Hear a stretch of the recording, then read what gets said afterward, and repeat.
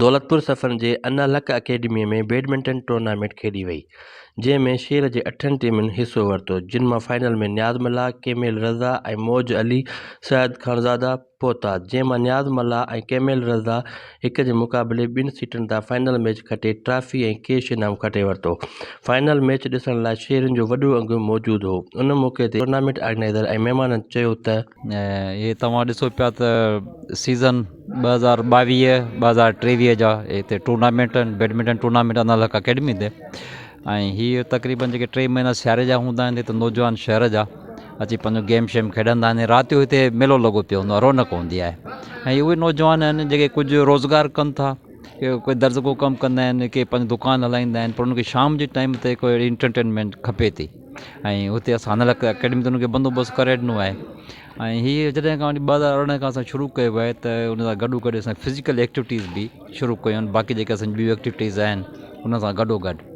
ऐं तव्हांखे इहा ॻाल्हि ॿुधी ख़ुशी थींदी त तक़रीबन हिन भरपासे में 16 डिफरेंट टीम्स जेके आहिनि उहे बैडमिंटन जो आहिनि।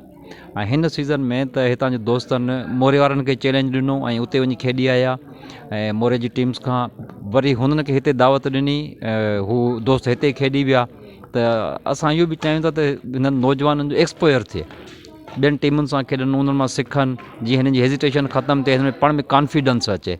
ऐं मां अॼु जेको ऑब्ज़र्व कयो आहे त हिननि नौजवाननि जी गेम अॼु मूंखे ॾाढी वणी, ॾाढो इम्प्रूव करे विया आहिनि। ऐं तव्हां ॾिठो त हिकिड़ी गेम जेका आहे न सो अधु मुनो कलाक बीह थी वञे, ऐं इहो हुनजो स्पिरिट आहे। सो असां पंहिंजी तरफ़ां कोशिशि कयूं पिया त अनालक अकेडमी दौलतपुर ते असां नौजवाननि खे अहिड़ो को माहौल पैदा करे ॾियूं जिते हू प्रोडक्टिव कमु कनि, प्रोडक्टिव एक्टिविटीज़ कनि। सो इहा हिकिड़ी नंढी काविश आहे। अॼु हुनजो ही फाइनल मैच आहे ऐं काफ़ी दोस्त हिते आया आहिनि, तव्हां ॾिठो आहे त माशाल्लाह ॾाढी ख़ुशी थी थिए त असां जेको हिकिड़ी कोशिशि कई हुई उहा मूंखे ॾाढी कामयाबु थी नज़र अचे पई। त हीउ टूर्नामेंट जेको बैडमिंटन 2023 सीज़न ऑर्गेनाइज़ कयो आहे रमज़ान साहब जी तरफ़ां, रमज़ान बुढ़ो जी तरफ़ां, तमामु हिकिड़ो बहितरीनु जेको आहे सोशल एक्टिविटी आहे, स्पोर्ट एक्टिविटी आहे। असां हिते जेको आहे अॼु जेको आया आहियूं जिते फाइनल थी रहियो आहे, त तमामु बहितरीनु जेको आहे रांदि जो मुज़ाहिरो करे आहिनि प्लेयर्स, ऐं अहिड़ियूं एक्टिविटीज़ जेके आहिनि सो नौजवाननि जे लाइ थियणु खपनि, त सेहतमंद एक्टिविटियूं आहिनि। ऐं हूअं बि अनालक अकेडमी में मुख़्तलिफ़ प्रोग्राम्स थींदा रहंदा आहिनि, कॾहिं कल्चर डे, कॾहिं जेको आहे किताबी फेयर, तमामु बहितरीनु प्रोग्राम्स कराया वेंदा आहिनि। त अॼु बि हिते असां जेको मौजूदु आहियूं त हिते जेको आहे सीज़न जेको बैडमिंटन सीज़न 2023 जो फाइनल थी रहियो आहे, ऐं तमामु तव्हां ॾिसंदो त शाइक़ीन तमामु घणे तइदाद में मौजूदु आहिनि, ऐं तमामु बहितरीनु टूर्नामेंट ऑर्गेनाइज़ कयो आहे। असांजे लाइ हिकिड़ो सोशल एक्टिविटी बि आहे, ऐं इतां ई असांजा रांदीगर सिखंदा ऐं अॻिते पंहिंजे मुल्क जो ऐं पंहिंजे सूबे जो नालो रोशन कंदा। अॼु अनालक अकेडमी में बैडमिंटन टूर्नामेंट सेशन 2022-23 जो फाइनल थी रहियो आहे, ऐं जंहिंमें 10 टीमनि हिसो वरितो हुयो। 10 मां तक़रीबन 6 टीमियूं क्वार्टर में आयूं, ऐं 6 मां पोइ जेके वञ 4 जो सेमीफाइनल थियो, जंहिंमें हिकिड़ी काशिफ नवाज़ वर्सिस थियो हुयो साद जो, ऐं ॿियो न्याज़मला वर्सिस तवक्कल जो थियो हुयो, जंहिंमां न्याज़मला विन कयो सेमीफाइनल, ऐं ॿियो जेको हुयो सो जेको न्याज़मला जेको आहे सो विन कयो।